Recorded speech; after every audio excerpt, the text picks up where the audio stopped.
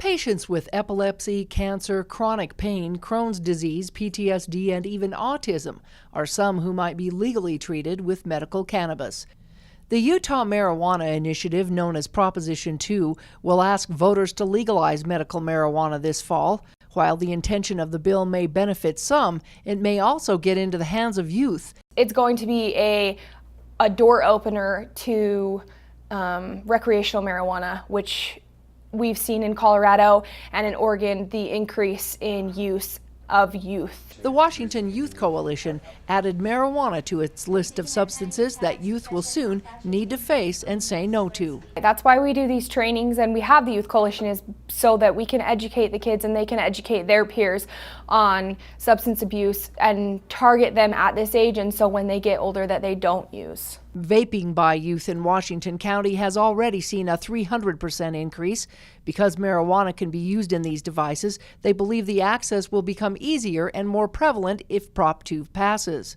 Law enforcement are already seeing increased use of marijuana among youth. Like in our community, we've seen a huge rise in edibles of marijuana products, CBD products. And one of the reasons is that our community is so close to Nevada, and they actually have recreational marijuana legalized now. They have dispensaries in Mesquite, which is only about an hour away from here. So because we're so close to that, we've definitely seen a rise in our community. So there's definitely learned behavior. Youth Coalition members are learning the effects on the brain and the problems marijuana can cause, especially for youth. There is cognitive degradation that comes with use of this substance. So it reduces learning ability, it reduces attention span, it reduces memory abilities, and a whole myriad of other things. And we also know that the earlier you start and the longer you use, the more of an impact it has on the system. According to the National Institutes of Health, it lowers IQ levels, and students who smoke pot tend to get lower grades and are more likely to drop out. In states where marijuana has been legalized, like Colorado, they are finding an increase in youth usage, suicide, and addiction rates.